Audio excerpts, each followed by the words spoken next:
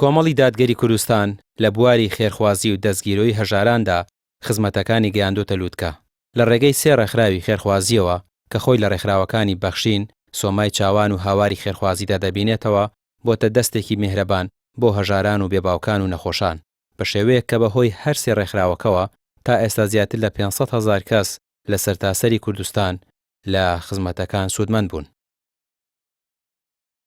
دەستگای خێرخوازیەکانی ئێمە کە سۆمای چاوانە و هاواری خێرخوازیە و دەستگای خێرخوازی بەخشینە چالێکەکانن هەمە جۆرن لە هەڵکەندنی بیرەوەتیایەتی و لە سەبەتەی خۆراکەوە، هاوکاری داراییە، نۆژنکردنەوەی مزگەوتە و دابینکردنی ماتۆڕی بارە و هەر پێداویستیە کە خەڵک بوویەتی و ئێمە لە توانامانە هەوبێ و خێرخواز هاوکاری کردبێتین ئێمە ئەلحەمدولیلا بەدەمەوە بووینە. ئەتوانم بڵێم هی ئەو ساڵە بەم سێ ڕێکخراوە 500,000 تێپەڕاندووە کە خەڵک لێی سوودمەند بووە. هاوتەریب لەگەڵ بەخشین ڕێکخراوی سۆمای چاوان کارەکانی لەسەر کەفالەت و پەروەردەکردنی منداڵانی بێباوک چڕ کردوێتەوە. ئەم ڕێکخراوە ساڵانە نزیکەی 2 ملیار دینار بەسەر منداڵانی بێباوکدا دابەش دەکات. سۆمای چاوان تەنها لەسەر هاوکاری مادی ناوەستێت، بەڵکو خولی هاوینەی پەروەردەیی، کڕینی مەچینەی خەیاتی بۆ دایکان و دۆزینەوەی هەلی کاریان بۆ دابین دەکات. ئێمە دوو مەهامی سەرەکیمان هەیە لەم ڕێکخراوە، مەهامێکی دارایی لەگەڵ مەهامێکی پەروەردەیی. مەهامە داراییەکە سەرەکیە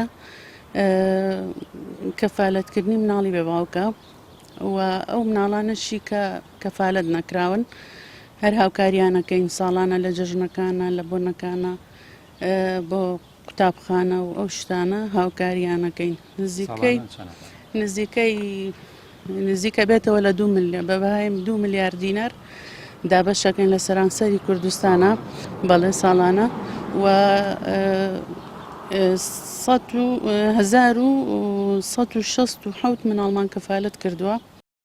خۆڵی سێمی ئەم کاروانە ڕێکخراوی هاواری خێرخوازیە کە ساڵانە کەفالەتی زیاتر لە 600 منداڵی بێباوک دەکات کە پڕەکەی دەگاتە زیاتر لە 400 ملیۆن دینار.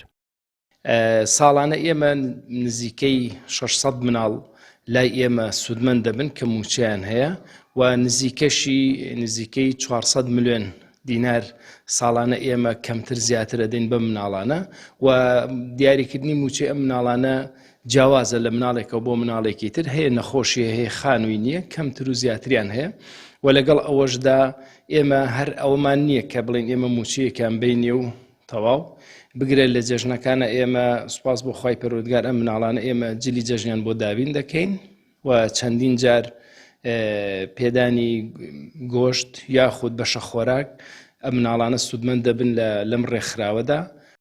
ئەم سەکۆ خێرخوازیانەی کۆمەڵی دادگەری نیشانی دەدەن کە کاری حیزبی لای ئەوان تەنها ململانەی سیاسی نییە لەسەر کورسیەکانی دەسەڵات، بەڵکو بوون بە پردێکی ڕاستەقینەی متمانە لە نێوان خێرخوازان و چینی چاوساوی کۆمەڵگەدا، پردێکە ساڵانە بە ملیاران دینار خەندە دەخاتە سەر لێوانی بێبەشترین و فرامۆشکراوترین خێزانەکانی ئەم نیشتیمانە. ڕامیار عوسمان، کەناڵی پێام، سلێمانی.